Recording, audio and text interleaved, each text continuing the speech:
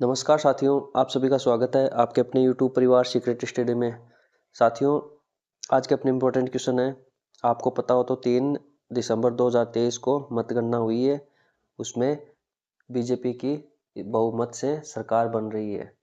अब देखना ये है कि मुख्यमंत्री किसे बनाया जाएगा और इसके रिलेटेड एक संपूर्ण डिटेल वीडियो, हर सीट का एनालिसिस, क्वेश्चन प्लस थ्योरी, किस सीट पे कौन जीता है और कौन युवा विधायक है, कौन बुजुर्ग है, कौन क्या है, कितने प्रतिशत, सारा एक डिटेल वीडियो आएगा थोड़ा लंबा, लेकिन पूरा डिटेल उसमें उसके वो देखने के बाद में आपके कोई डाउट नहीं रहेगा।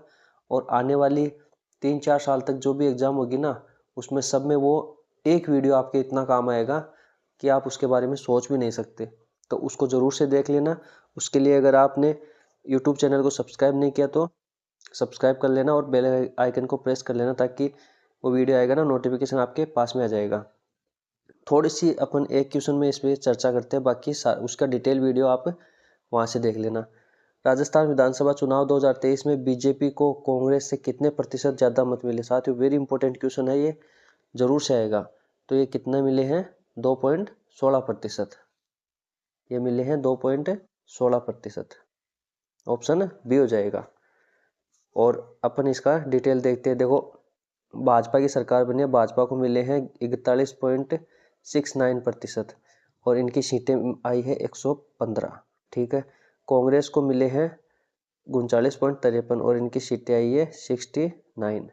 अब इसमें 2.16% का ही अंतर है केवल, लेकिन सीटों में काफ़ी अंतर है। आरएलपी, जिसे अपन कहते हैं राष्ट्रीय लोकतांत्रिक पार्टी, जो हनुमान बेनीवाल जी की है, तो 2.39 और इनकी सीट आई है 1। ठीक है। और आरएलडी, राष्ट्रीय लोक दल, इनकी भी सीट आई है 1। बीएसपी को 1.82%, बीएसपी की सीट आई है 2। सीपीएम 0.96% और नोटा 0. दोनों को बराबर मिले हैं। तो ये भी ध्यान में रखना, क्वेश्चन घुमा के आ सकता है कि नोटा के बराबर किस पार्टी को मिले हैं। ठीक है। और आपको मिले हैं 0.38% और जेजेपी को मिले 0.14%। ठीक है। एक नई पार्टी है बीएपी, भारत आदिवासी पार्टी, उनको मिली है 3 सीटें। ठीक है। सीटों के संदर्भ में देखें तो तीसरी पार्टी ये हो जाएगी, और वैसे प्रतिशत के हिसाब से आरएलपी हो जाएगी तीसरी बड़ी पार्टी। ठीक है। तो ये हो गया। बाकी सारे है ना, इससे इलेक्शन से रिलेटेड सारे क्वेश्चन उसमें आ जाएंगे, वो आप देख लेना। उसमें हर प्रकार से हर चीज़ दी हुई है। नेक्स्ट है, इसीलिए उसमें क्या है, टाइम लगा है, 2-3 दिन लगे वीडियो बनाने के लिए, क्योंकि उसमें पूरा कवर किया गया है। तो वो वीडियो आप जरूर से देखना। नेक्स्ट क्वेश्चन है, रियाद में आयोजित साउथ इलेक्ट्रिशियन फेडरेशन कप के लिए पहली अंतर्राष्ट्रीय ड्रेसेज चैंपियनशिप में किस खिलाड़ी ने 3 पदक जीते हैं?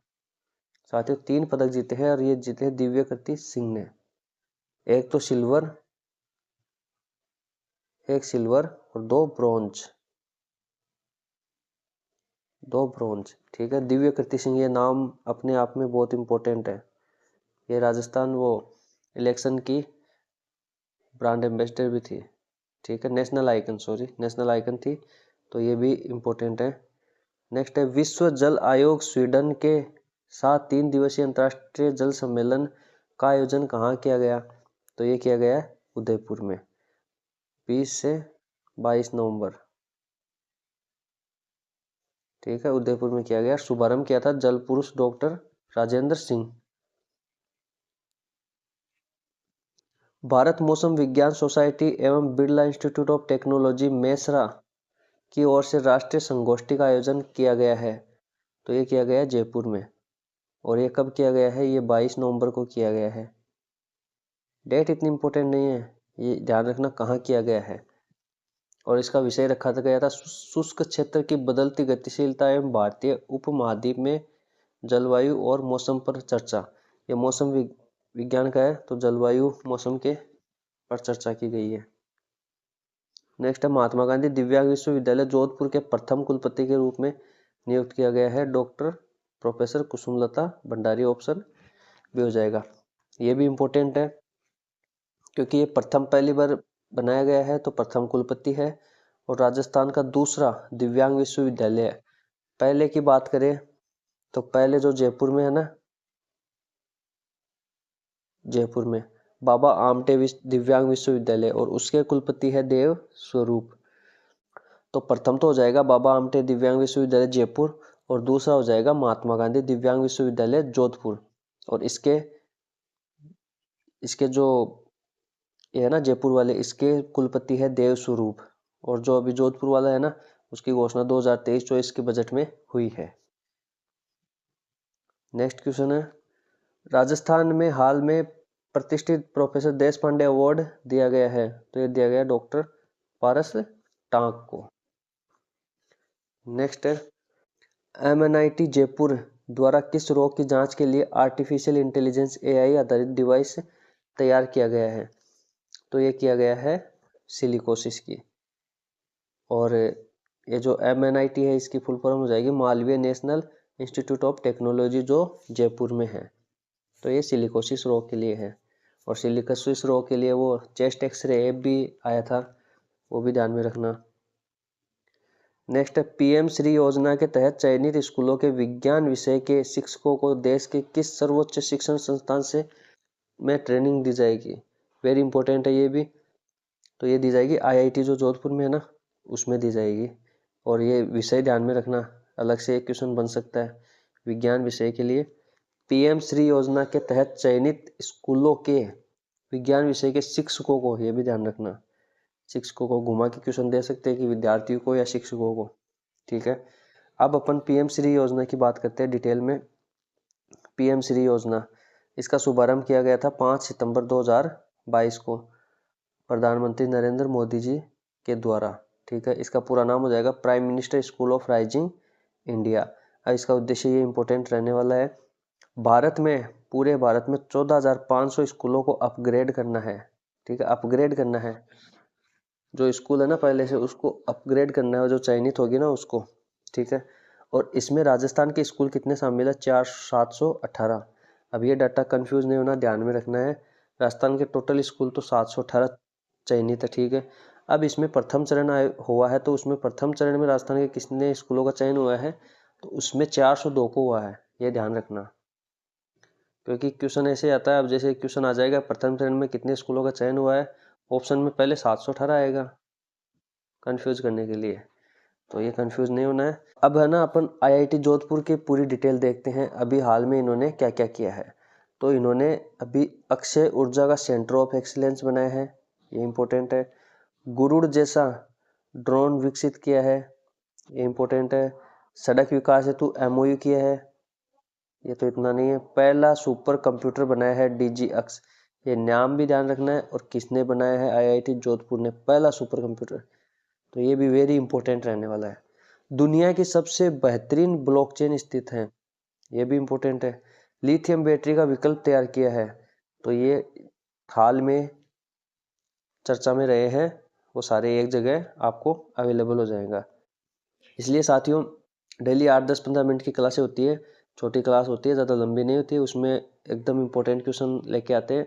बस आप तो 8-10-15 मिनट पूरे दिन में जब भी फ्री रहो ना, तब क्लास देखो अच्छे से, और एक जगह आपको मिल जाएगा, इसकी प्रैक्टिस करते रहो और वीडियो पूरा देखा करो साथियों, जिससे क्या है कोई कंफ्यूज नहीं रहती है। अब जैसे वो क्वेश्चन देख के आप वीडियो स्किप कर दोगे तो ये इंपॉर्टेंट जो फैक्ट है ये रह जाते ना, इसलिए।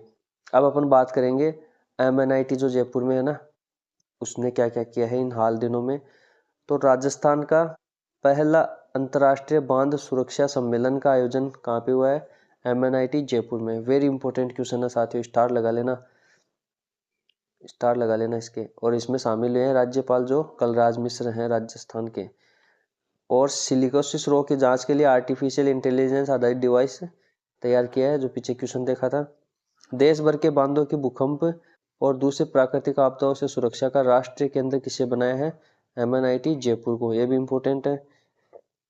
राज्य में पुरातात्विक संरचनाओं के रखरखाव के लिए पुरातत्व और संग्रहालय विभाग ने MNIT जयपुर के साथ MOU किया है।